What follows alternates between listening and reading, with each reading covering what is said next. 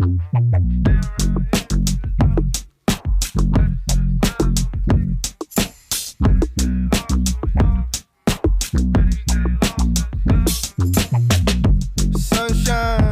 baby, lately life been crazy. Your eyes tell all, we outside with your call. Move me. My artistic identity is defined by where I'm from. Being that I was born and raised in Italy, but I'm also originally from Ghana, and now I've been in Chicago for more than 10 years. So what does it mean to miss Chicago? It's just a feeling. It's an energy thing. It's honestly my first day of high school. Just remember seeing pretty much all black kids in the school, and I was just like, wow.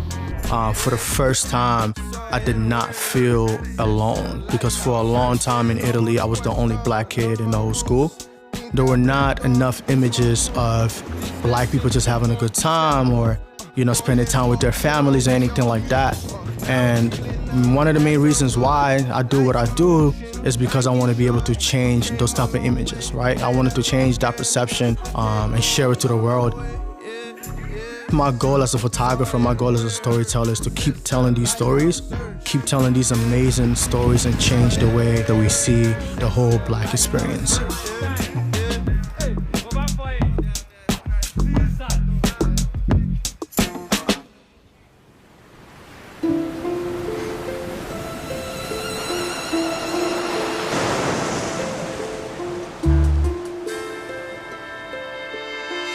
Photographing black female surfers is just a reclamation of the spaces that we were once relegated from.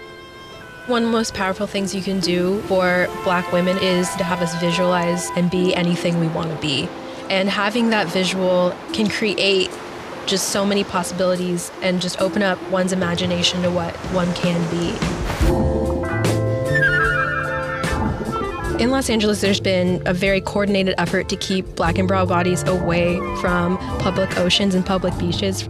In Manhattan Beach, there used to be a resort that was only for black people, and it was taken away. Us going back to these spaces and occupying them is just showing people that we've always belonged here, we always will be here, and we're just going to continue to shred.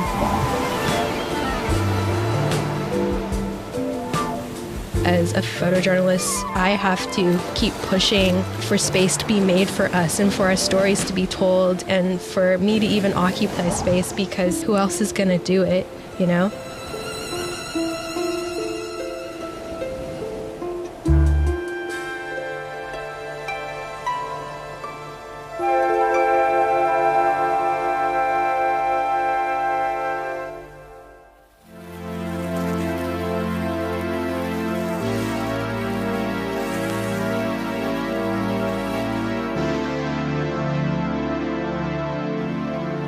Being black and queer from the South, you already have so many odds against you.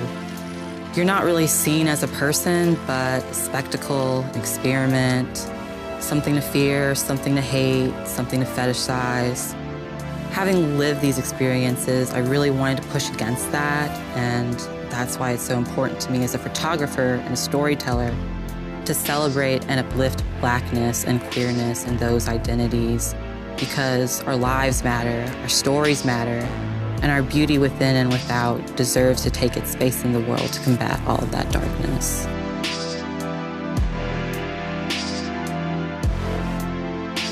In Charlotte, its experiences, its story, its history, there's, a lot of trauma, a lot of blood, a lot of tears, but there's also a lot of resilience, a lot of strength, a lot of beauty, a lot of magic. It means a lot to show people, like, yes, you're worthy, you're important, you're amazing.